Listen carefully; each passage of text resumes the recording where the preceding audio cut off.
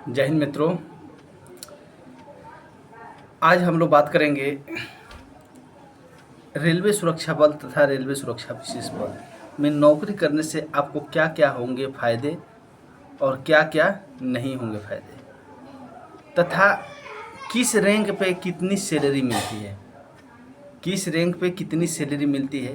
तो हमारे अभ्यर्थी भाई लोग जितने तैयारी में लगे हुए हैं, मतलब रेलवे सुरक्षा बल में, आरपीएफ में हम नौकरी पा जाए, आरपीएसएफ में नौकरी पा जाए, तो उनके लिए बेटर होगा। वो आगे से ही अगवा हो जाएंगे, उनको जानकारी हो जाएगी कि हम जाएंगे तो हमको उसमें क्या क्या बेनिफिट्स, क्या क्या सुविधा, क्या क्या असुविधा, क्या इतना सैलरी, कितनी सैलरी नहीं है, ये हर एक चीज़ के बारे में जानकारी हो जाएगी।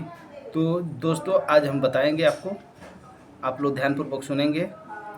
देखिए, वीडियो भगाने से आपको पूरी डिटेल्स के बारे में जानकारी नहीं मिल पाएगा, तो कृपया करके आप पूरे वीडियो को देखिए ताकि आपको पूरे अच्छे तरह से समझ में आएगा। हम जो बताते हैं, देखिए लोग क्या कहता है उससे हमको कोई मतलब नहीं है, लेकिन हम जो बता रहे हैं आपको प्रैक्टिकली बता रहे हैं, जो हम पा रहे हैं, देख रहे हैं, सुन रहे हैं, उसी को। किताब पढ़ी हुई या इधर उधर की सुनी हुई बातें नहीं, हम खुद जो हमारे ऊपर बीता है वही चीज़ हम आपको बताएंगे। हम कोई फॉल्स नहीं है, हम कोई फॉल्स नौकरी नहीं है, और न ही हम फॉल्स बात करते हैं। तो चलते हैं अपने टॉपिक की तरफ। देखिए, हम लोग का टॉपिक है, अगर जो आप रेलवे सुरक्षा बल में या रेलवे सुरक्षा विशेष बल में आप नौकरी अगर जो पाते हैं, तो सबसे प्रथम वरीयता कि एक तो आपकी बेरोजगारी दूर हो गई। दूसरी बात, आपको एक अच्छा खासा सैलरी मिलेगा, उसके बारे में हम बाद में बताएंगे कितना मिलेगा। अभी हम चलते हैं सुविधा। सुविधा में आपको प्रथम सुविधा है, अगर फैमिली रखना चाहते हैं तो आपको घर पास की जाती है। आप अपना फैमिली लेकर रहना चाहते हैं तो घर मिलता है। उसके बाद आपको आने और जाने का यात्रा पास दिया जाता है, जो कि एसी का होता है। एसी पास मिलता है।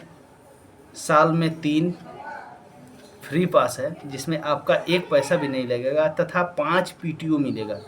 यानी पीटीओ मतलब होता है आपका 1/3 पैसा उसमें लगता है। जैसे 100 रुपये का टिकट है तो आपको 30-33 रुपये लगेगा। फ्री पास अगर आपका ख़त्म हो चुका है तो आप पीटीओ लेके जा सकते हैं। पीटीओ लेके अपना टिकट करवाइए।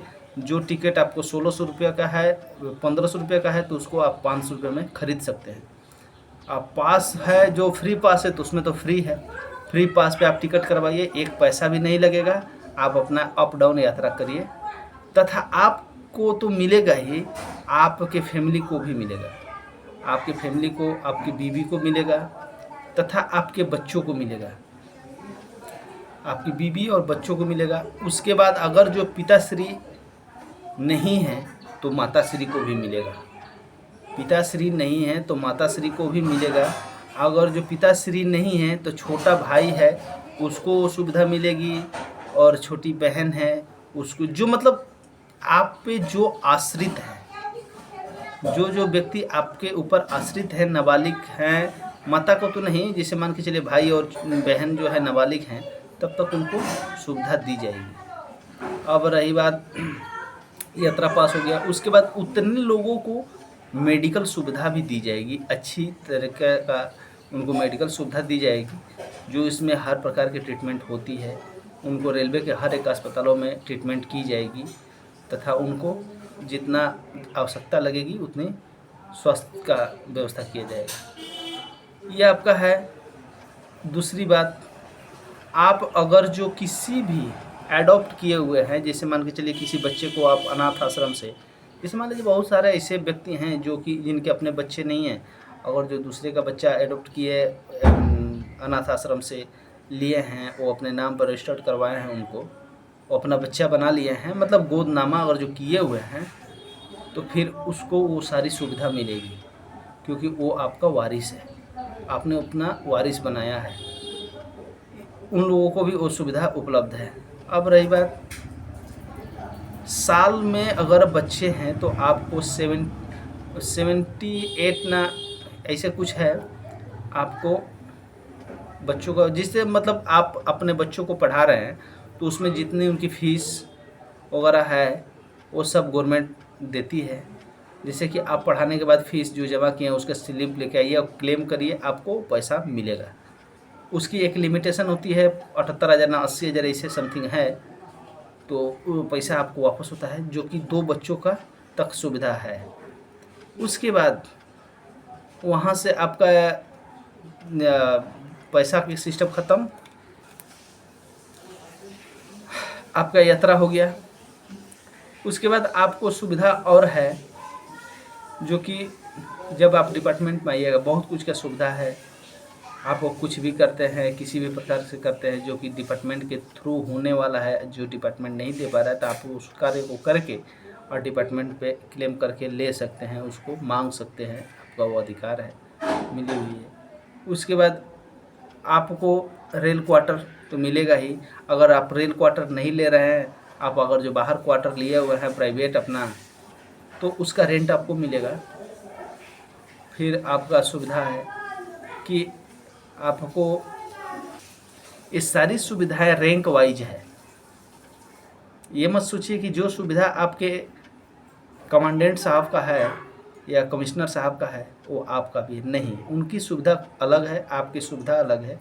रैंक के तुलना में वो सबकी सुविधा है। अब उनको बंगला पास होगा, आपको तो बंगला होगा नहीं, आपको 1 टाइप 2 टाइप सब क्वार्टर मिलती है, उस टाइप से है।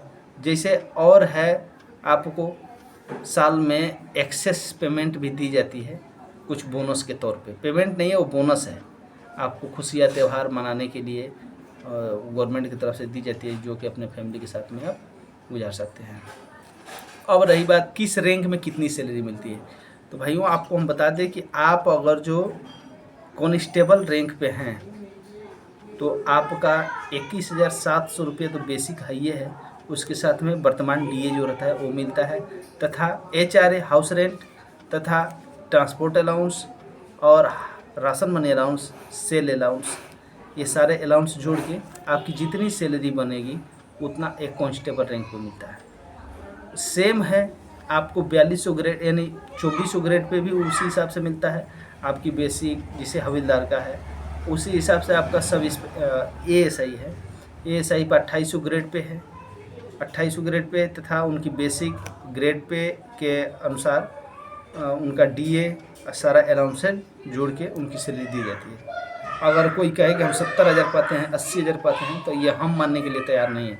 आपकी जितनी बेसिक है, देखिए हर साल में 3% आपकी बेसिक सैलरी बढ़ाई जाती है, उसको बोलते हैं इंक्रीमेंट, तथा साल में 2 बार महंगाई भत्ता, उसको बोलते हैं DA, महंगाई भत्ता बढ़ाई जाती है। तो साल में महंगाई भत्ता 2 बार, एक बार इंक्रीमेंट यानी बेसिक पेमेंट को बढ़ा दिया गया। तो साल में 3 प्रमोशन होता है पेमेंट का। ऐसे करते करते आपका, जैसे अभी हम लोग 10 साल का सर्विस हो गया तो हमारी 29,300 रुपया सैलरी है बेसिक। उसके बाद से DA है और बाकी राशन मनी वगैरह जो है ये सब ऐड करके मिलता है। अगर जो कोई फॉल्स बोलता है कि हम भाई 80,000 पाते हैं, तो ये हम मानने के लिए तैयार नहीं होते हैं। तो इसी हिसाब से आपका कांस्टेबल 2000 ग्रेड, हवलदार 2400 ग्रेड तथा ASI 2800 grade, sub inspector 4200 grade, inspector 4600 grade. अब इसके ऊपर वो लोग कमर्शियल में आते हैं, इसके ऊपर वो कमर्शियल में आते हैं। हम आपको फोर्स तक बताए आपका इंस्पेक्टर तक, क्योंकि हमारे रेलवे के द्वारा मात्र 2 डिपार्टमेंट का ही रिक्रूटमेंट की जाती है, कांस्टेबल तथा सब इंस्पेक्टर। इसके अलावा किसी की भर्ती नहीं की जाती है। लोग जो देख रहे हैं ना हाई रैंकों का, ये रेलवे के द्वारा नियुक्ति नहीं की गई है, ये लोग UPSC के द्वारा नियुक्त होकर आते हैं, तो उनकी हम बात नहीं करेंगे। हम बात कर रहे हैं सिर्फ जिनकी नियुक्ति रेलवे के द्वारा की गई है, RPF के द्वारा की गई है, वो कांस्टेबल तथा सब इंस्पेक्टर। 2 रैंक के अलावा किसी रैंक का वैकेंसी रेलवे नहीं कराती है। ये दोस्तों कान खोल के सुन लेंगे, इस बात को अपना जहन में डाल लेंगे कि जितने भी रैंक देख रहे हैं इसमें मात्र 2 रैंक का ही डायरेक्ट बहाली की जाती है, वो हुआ कांस्टेबल और सब इंस्पेक्टर। इसके अलावा किसी भी रैंक का बहाली नहीं की जाती है। जय हिंद दोस्तों, बात अच्छी लगी हो कमेंट करके ज़रूर बताना।